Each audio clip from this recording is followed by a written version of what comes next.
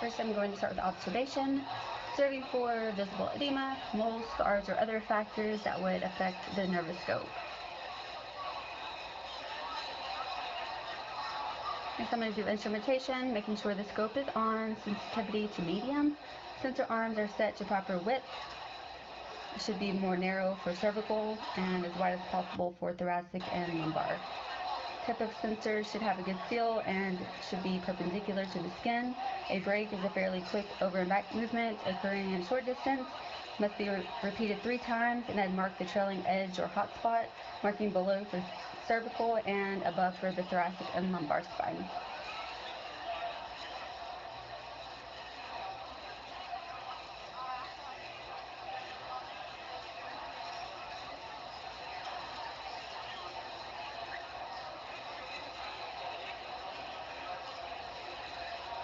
Now I'm going to look for edema, using my fingers over the spine, looking for a squishy feel, and then pain on palpation, putting pressure at the inferior tips of the spine's processes.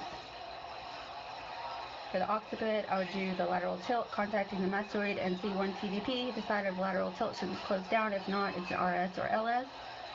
Next, I'm going to do P to A or A to P glide, contacting with the thenar. For the posterior to anterior glide, I'm going to press P to A, feeling for a springy infeel. If there's no in play, it would be a PS occiput. For A to P glide, using my soft pisiform. Lack of in play indicates an AS occiput. For rotation, I contact between the mastoid and TVP of the atlas, feeling for the mastoid to move forward. Lack of movement indicates the posterior side of the occiput would be an RP, RA, or LP, LA. For the atlas, I would do the lateral tilt, contact the tips of the C1 and C2 TVPs. TVP on the side of the lateral tilt should close down. If not, then the atlas is lateral to that side, which is an R or L. For superior inferior, I'm going to ask him to raise his head up and down. Chin high is an AS, chin low is an AI.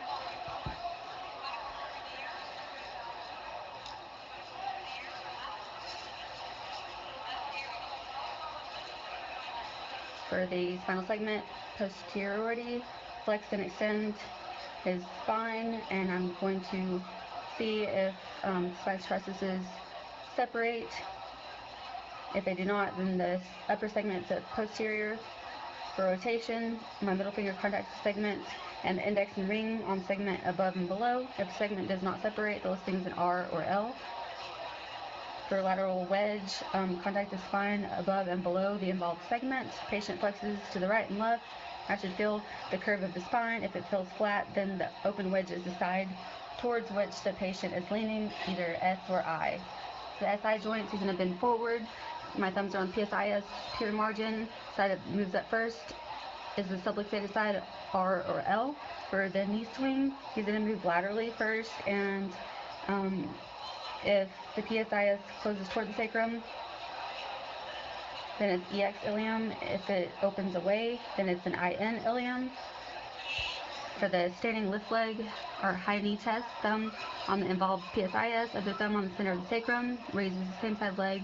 Thumb on the ilium should move slightly posterior inferior. If not, it's an AS. If he raises the opposite leg, thumb on the sacrum should move inferior. If not, it's a PI ilium on the involved side. Next is I'm going to observe the glute width. A narrow glute is EX, a wide glute is IN. Glute height, high glute is AS, a low glute is a PI.